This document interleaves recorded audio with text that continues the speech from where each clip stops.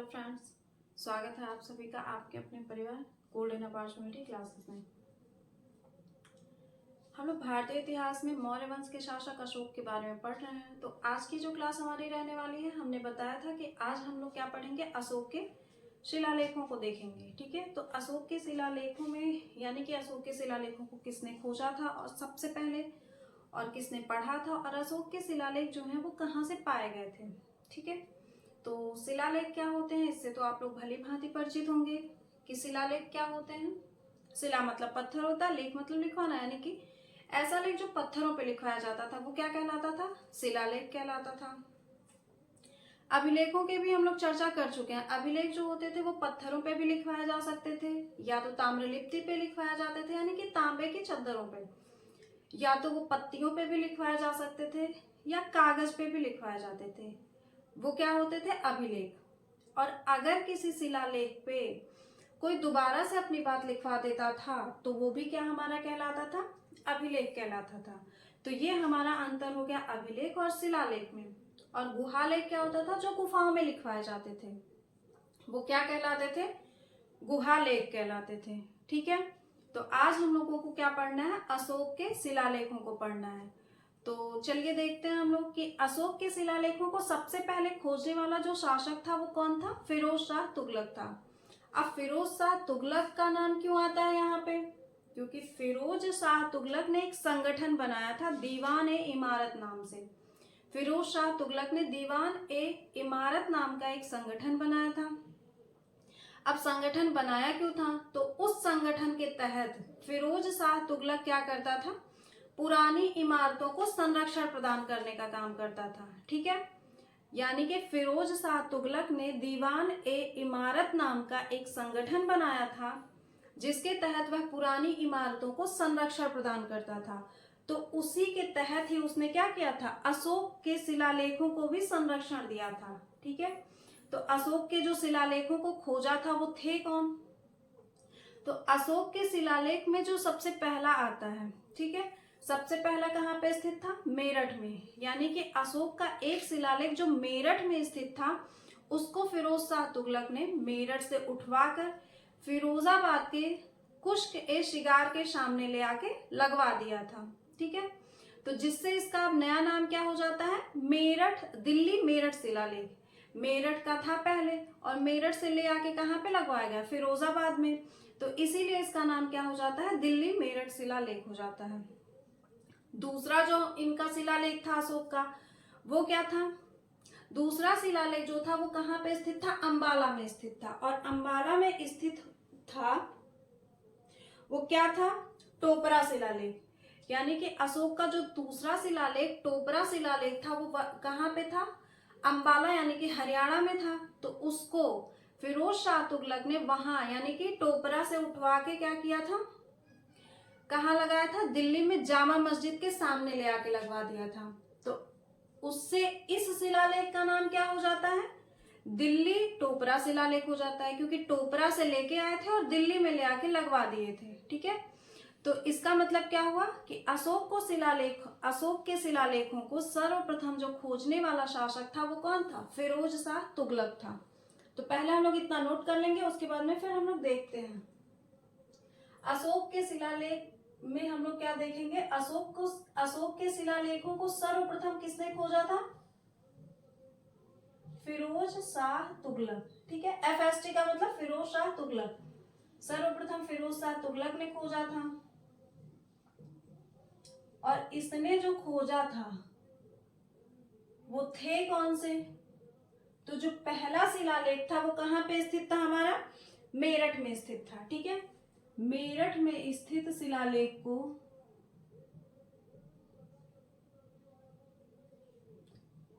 मेरठ में स्थित शिलालेख को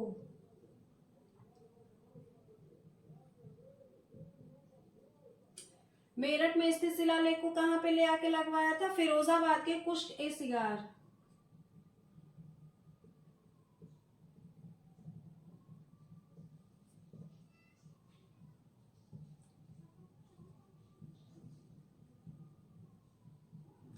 कुश्क ए शिगार के सामने लगवाया था।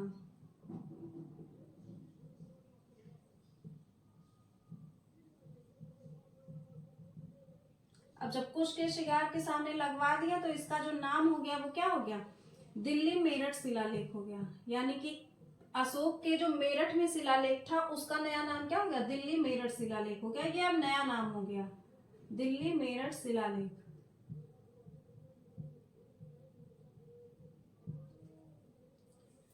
जो दूसरा शिलालेख था उसको क्या किया था, टोपरा। टोपरा कहाँ पे पड़ता है, अंबाला, और अंबाला भी कहाँ पे है, हरियाणा में। टोपरा में स्थित शिलालेख को, टोपरा में स्थित शिलालेख को दिल्ली में जामा मस्जिद के सामने लगवाया था।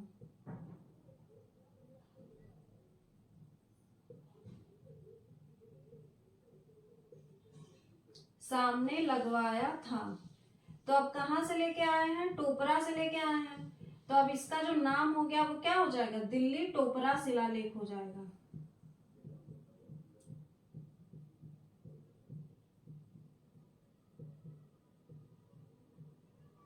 शिलालेख हो गया, ठीक है।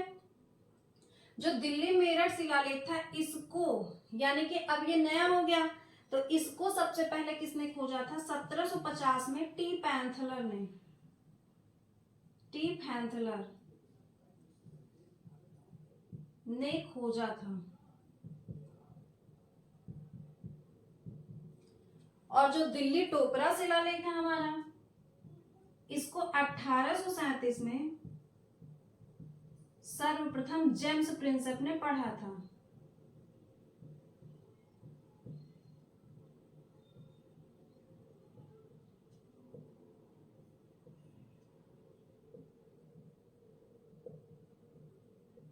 पढ़ा था। तो अब ये क्या बात हुई, अगर पूछा जाए कि अशोक के शिलालेखों को सबसे पहले किसने खोजा था, तो अगर ऑप्शन में फिरोज शाह तुगलक है तो हमारा जो पहला ऑप्शन होगा वही सही होगा, यानी फिरोज शाह तुगलक को ही हम लोग क्या करेंगे, सही मानेंगे। लेकिन अगर फिरोज शाह तुगलक ऑप्शन में नहीं और है कौन, टी पैंथलर है, तो वहां पे जो हमारा सही उत्तर होगा वो क्या होगा, टी पैंथलर होगा। लेकिन अगर ये पूछ ले कि अशोक के शिलालेखों को सबसे पहले पढ़ा किसने था, तो किसका नाम आएगा, जेम्स प्रिंसेप का, ठीक है। अगर वहां पे ये कंफर्म ना करे कि दिल्ली टोपरा शिलालेख या दिल्ली मेरठ शिलालेख, सिर्फ यही कहे कि अशोक के शिलालेखों को सबसे पहले पढ़ा किसने था, तो हम क्या करेंगे, जेम्स प्रिंसेप को करेंगे। लेकिन सबसे पहले खोजा किसने था, तो फिरोज शाह तुगलक ने। और वहां पे भी अगर कंफर्म कर देता है कि दिल्ली मेरठ शिलालेख को सबसे पहले किसने खोजा था, तब तो टी पैंथलर होगा ही हमारा, ठीक है। तो ये क्या हो गया, अशोक के शिलालेख हो गए। अब अशोक के शिलालेखों की तो हम लोग चर्चा कर लिए हैं। उसके बाद में अशोक के कुल 14 शिलालेख कहाँ से मिले हैं, 8 जगहों से मिले हैं। तो हम लोग क्या लिखते हैं, अशोक के 14 शिलालेख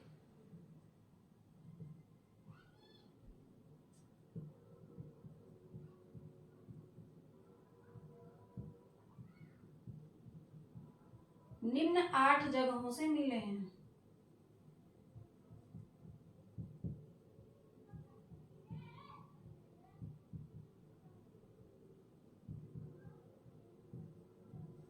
निम्न 8 स्थानों से मिले। अब निम्न 8 स्थान कौन से हैं, अब इनके 8 स्थानों की हम लोग ट्रिक देखते हैं, ठीक है।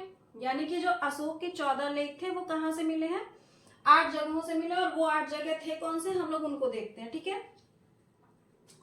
तो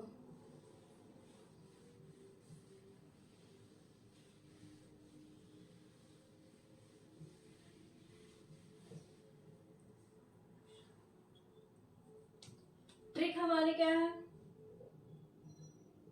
शाम को जो सोए गधा, यानी कि शाम को सोने वाला क्या होता है, गधा होता है। शाम को जो सोए गधा, सा से क्या हो जाएगा हमारा, शाम को जो सोए गधा, ठीक है। शाम को सोने वाला गधा होगा, और जो शाम को सोए वो गधा। तो हम लोग ये क्या देख रहे हैं, अशोक के शिलालेखों को देख रहे हैं, जो कि हमारे 8 स्थानों से प्राप्त हुए, कुल 14 शिलालेखों को हम लोग देख रहे हैं। तो स से हमारा क्या हो जाएगा, सहबाजगढ़ी हो जाएगा, सहबाजगढ़ी। मां से हमारा क्या हो जाएगा, मानसहरा हो जाएगा, मानसहरा हो जाएगा। को से क्या हो जाएगा हमारा, कालसी हो जाएगा, ठीक है। जो से क्या हो जाएगा, जौगढ़। ये सभी क्या हैं, अशोक के 14 शिलालेख इन्हीं 8 जगहों से मिल रहे हैं, 8 जगह यहाँ पे हो जाएंगे, ठीक है। और यहाँ पे जो सो है इससे क्या हो जा रहा है, सोपारा। सोपारा कहाँ पे पड़ता है, महाराष्ट्र में पड़ता है, ठीक है। ये से क्या हो जा रहा है, येर्रागुड़ी।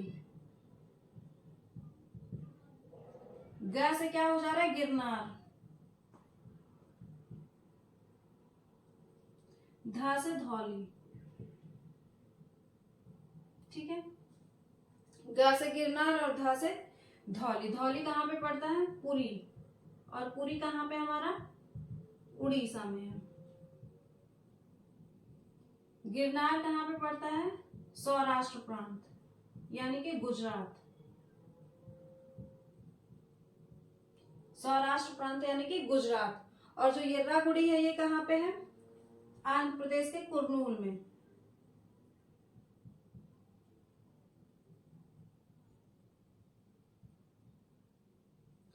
कुर्नूल, आंध्र प्रदेश, आंध्र प्रदेश। सोपारा कहाँ पे, अभी हमने बताया महाराष्ट्र में। सहबाजगढ़ कहाँ पे है, सहबाजगढ़ हमारा कहाँ पे पड़ता है, पेशावर में पड़ता है। पेशावर कहाँ पे है, पाकिस्तान में है, ठीक है। मानसहरा कहाँ पे है, हजारा पाकिस्तान में है। यानी कि पाकिस्तान में एक जगह है जिसका नाम क्या है, हजारा।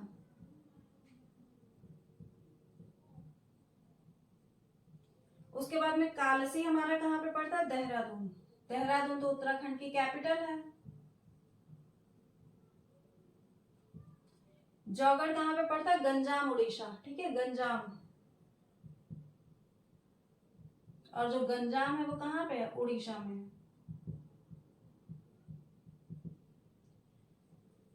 ठीक है। 1 2 3 4 5 6 7 8।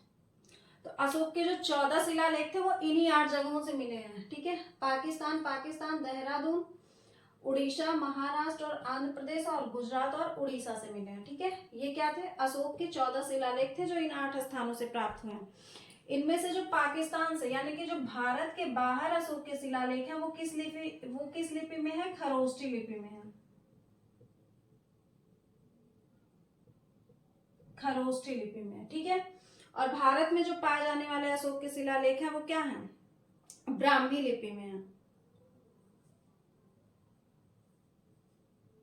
बस एक ये है जो ब्रास्तोफेदन लिपि में है।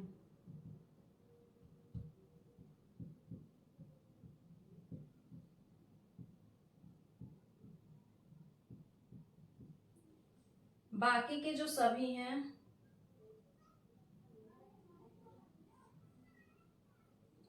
यानी कि यहां से ये और ये दोनों, ये सभी कहाँ पे हैं, बस इसको छोड़ के।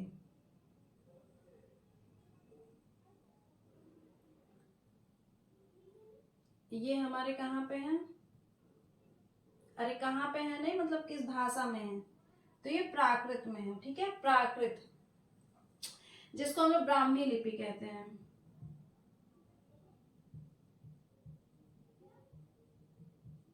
तो आप लोग याद रखेंगे कि अशोक के जो शिलालेख हैं, तो जो भारत में पाए जाने वाले शिलालेख हैं वो किस लिपि में है, ब्राह्मी लिपि में है। और जो भारत के बाहर है वो किस में है, खरोष्ठी लिपि में है। बस इतना ही याद रखना है। बस एक अपवाद है जो कि आंध्र प्रदेश में वो ब्रास्तोफिरदन लिपि में मिलता है, ठीक है। हाँ, ये किस तरह मतलब ऐसे नाक की तरह लिखा जाता है, टेढ़ा मेढ़ा, ठीक है। ब्रास्तोफिरदन लिपि जो होता है वो आंध्र प्रदेश में पाया गया है, जो कि येर्रागुड़ी है, ठीक है। येर्रागुड़ी स्थान से मिला है अशोक का अभिलेख। तो ये हो गया अशोक के 14 शिलालेखों को, जो कि कहाँ से मिले हैं, 8 जगहों से मिले हैं। उसके बाद हम लोग क्या देखते हैं, अशोक के शिलालेखों में कुल 14 लेख होते थे। अशोक के शिलालेख, जैसे शिलालेख का मतलब मान लीजिए जैसे कोई शिलालेख लिखवा दिया गया है, अब इसमें ऐसे पार्ट वाइज बट गया, ठीक है। अब 1 2 3 4 इसी तरह से कुल 14 पार्ट होते थे। तो वही कहा गया है कि जो अशोक के शिलालेख होते थे उसमें कुल 14 लेख होते थे। अब जैसे पहले भाग पे भी कुछ लिख दिया, दूसरे भाग पे, तो ये पहला लेख हो गया, दूसरा लेख हो गया, तीसरा लेख हो गया, इसी तरह से। यानी कि अशोक के जो शिलालेख होते थे उसमें कुल 14 लेख होते थे। तो हर लेख पे कुछ ना कुछ लिखा होता था। तो उसमें से जो कुछ 2-4 इंपॉर्टेंट है हम उन्हीं लेखों को यहाँ पे देखेंगे, ठीक है। तो चलिए देखते हैं।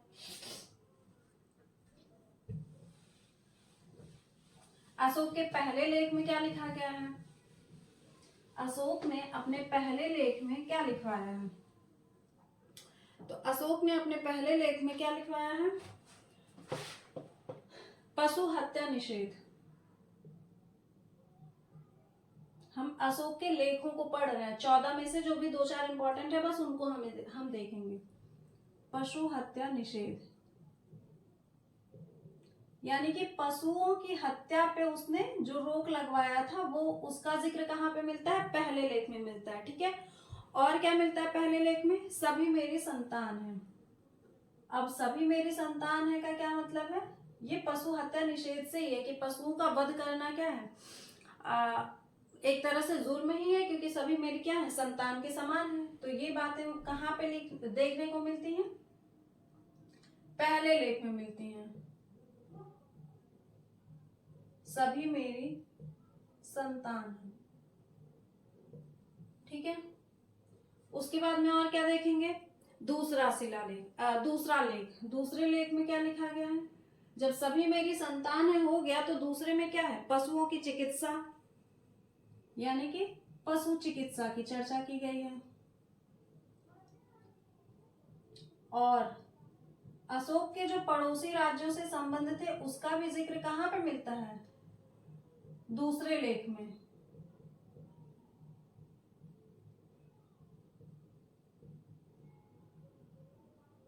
दूसरे लेख में मिलता है। उसके बाद में जो हम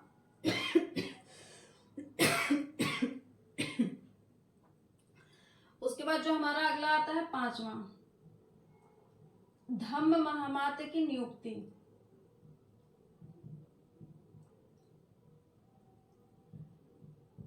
यानी कि धम्म महामात्य की जो नियुक्ति का जिक्र है वो अशोक ने किस लेख में किया है, अपने 5वें लेख में किया है, ठीक है। तो धम्म महामात्य क्या होते थे, धम्म तो आप लोगों से पहले भी हम बता चुके हैं कि ये कोई नया मतलब कोई नया या अलग से नहीं था। अशोक ने एक जो धर्म बनाया था उसी को क्या कहा गया था, धम्म कहा गया था, ठीक है। ये बेसिकली जो धर्म संस्कृत भाषा के धर्म शब्द से बना हुआ है धम्म, ठीक है। तो और धम्म महामात्य क्या होते थे, जो इस अशोक के इसी धर्म का प्रचार करते थे वही क्या कहलाते थे, धम्म महामात्य के कहलाते थे। तो धम्म महामात्य की नियुक्ति का जिक्र किस लेख में मिलता है, 5वें लेख में मिलता है। उसके बाद आते हैं हम लोग 7वें लेख में। तो अशोक ने अपने 7वें लेख में क्या जिक्र किया है, धार्मिक सहिष्णुता।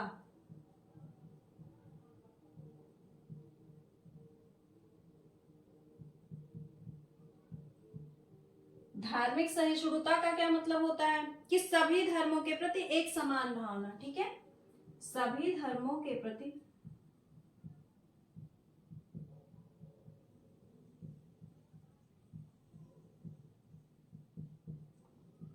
एक समान भावना, यही क्या होती है, धार्मिक सहिष्णुता होती है, जो कि कहाँ पे देखने को मिलता है, अशोक के 7वें लेख में देखने को मिलता है। उसके बाद में आते हैं हम लोग अशोक के 8वें लेख में। अशोक के 8वें लेख में देखने को क्या मिलता है, अशोक का जो 7वां लेख है यही क्या है, सबसे बड़ा भी है। अशोक का जो सबसे बड़ा लेख है वो क्या है, 7वां है, ठीक है। अशोक के 8वें लेख में क्या देखने को मिलता है, कलिंग युद्ध की बातें देखने को मिलती है, यानी कलिंग युद्ध जिसकी चर्चा हम लोग कर चुके हैं। कलिंग युद्ध के बाद ही अशोक ने क्या किया था, बौद्ध धर्म अपनाया था। तो कलिंग युद्ध का जो जिक्र मिलता है वो कहाँ पे मिलता है, 8वें में मिलता है। और आटविकों को चेतावनी।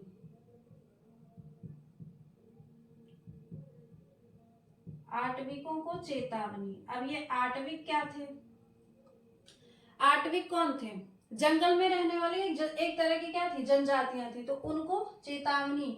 ये भी कहाँ पे मिलता है? हमारे 8वें, मतलब हमारे नहीं, अशोक के 8वें लेख में मिलता है। ठीक है, ये भी अशोक के 8वें लेख में मिलता है। और क्या मिलता है? विदेशों से संबंध।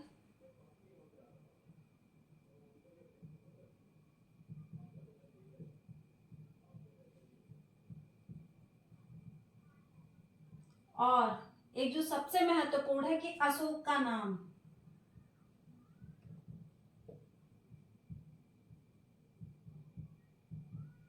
अशोक का नाम उसके किसी एक लेख में मिलता है, तो वो लेख कौन सा है? उसका 8वां। ये शिलालेख की बात नहीं हो रही है। जब अशोक का नाम उसके किस अभिलेख में मिलेगा तो वो हम लोग वहां पे अभी डिस्कस करेंगे, लेकिन ये क्या है? लेख है। ठीक है, लेख हमने बताया कि उसपे पार्ट वाइज जो डिवाइड थे। ठीक है, उसके बाद में ये हो गया हमारे अशोक के क्या थे? शिलालेख, लेखों की बातें हो गई कि अशोक के शिलालेख 14 लेखों में बटे होते थे, 14 भागों में बटे होते थे। तो उस पे हर लेख पे कुछ ना कुछ लिखा रहता था, तो जिसमें से हम लोग क्या किए हैं, 2-4 को देखे हैं। ठीक है, उसके बाद में हम लोग देखते हैं अब कुछ अलग से पॉइंट। अलग से पॉइंट का मतलब क्या है? मास्की अभिलेख में अशोक ने खुद को बुद्ध शाक्य कहा है। बुद्ध शाक्य, यानी कि अशोक को बुद्ध शाक्य कहाँ पे कहा गया है? मास्की अभिलेख में कहा गया है। मास्की अभिलेख में अशोक ने खुद को बुद्ध शाक्य कहा है। ठीक है, और भब्रू अभिलेख में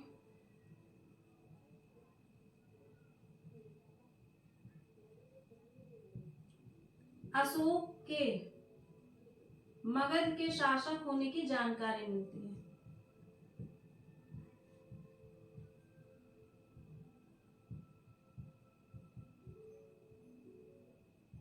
अशोक के मगध के शासक होने की जानकारी मिलती है।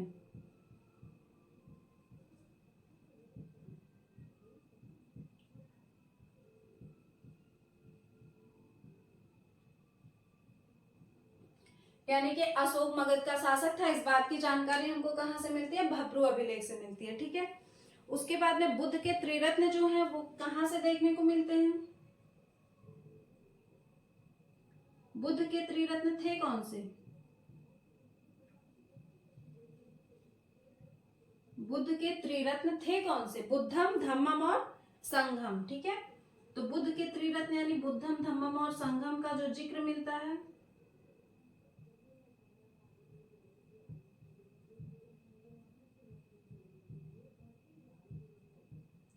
बुद्ध के त्रिरत्न कहां पे देखने को मिलते हैं? मास्की अभिलेख में।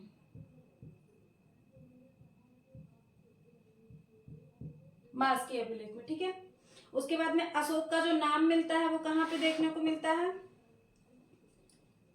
अशोक के नाम किस अभिलेख में देखने को मिलते हैं? मास्की, गुर्जरा, नेतुर और उड़नगोलम में।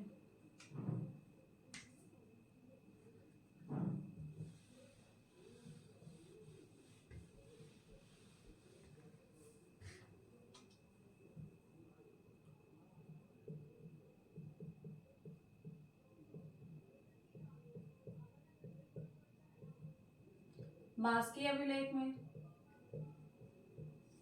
गुर्जरा में भी,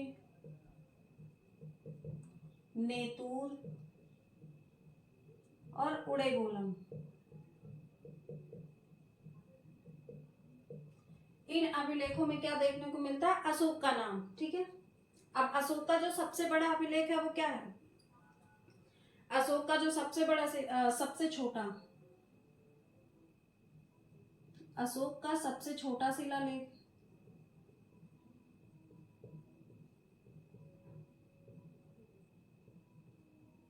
रुक्मिणदेही,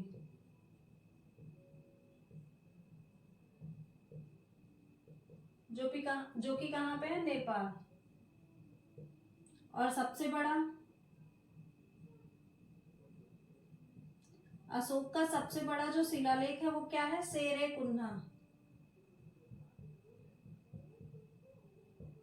जो कि कहां पे? अफगानिस्तान में। ठीक है। अब अशोक का आर्थिक नीति से जुड़ा एकमात्र जो अभिलेख था वो क्या था? रुमिनदेही शिलालेख ही था। क्यों? क्योंकि अशोक जब नेपाल की यात्रा पे जाते हैं, किसके साथ में? चारुमती के साथ में। क्या करने के लिए जाते हैं? बौद्ध धर्म के प्रचार के लिए जाते हैं। तो वहां पे क्या किया था इन्होंने? वहां पे कर को समाप्त किया था। ठीक है, तो कर को समाप्त किया था। इस बात की जानकारी कहाँ से मिलती है? रुमिनदेही अभिलेख से मिलती है। तो इसीलिए जो रुमिनदेही अभिलेख है वो क्या है? आर्थिक नीति से जुड़ा हुआ भी अभिलेख माना जाता है। ठीक है, और वहां पे कनक मुनि स्तूप को इन्होंने दुगना किया था। किसने? अशोक ने। कब? जब ये अपने चारुमती के साथ में क्या करते हैं? बौद्ध धर्म के प्रचार के लिए नेपाल जाते हैं। और इन्होंने बौद्ध धर्म के प्रचार के लिए किसको भेजा था? महेंद्र और संघमित्रा को। कहाँ भेजा था? श्रीलंका भेजा था। और खुद यानी कि अशोक और अपनी पुत्री चारुमती कहाँ पे जाते हैं? नेपाल जाते हैं बौद्ध धर्म के प्रचार के लिए। और वहां पे कर को क्या करते हैं? समाप्त करते हैं। किसानों पे जो टैक्स लग रहा था उसको क्या करते हैं? कर को समाप्त करते हैं। और वहां पे बौद्ध धर्म से संबंधित एक कनक मुनि स्तूप था,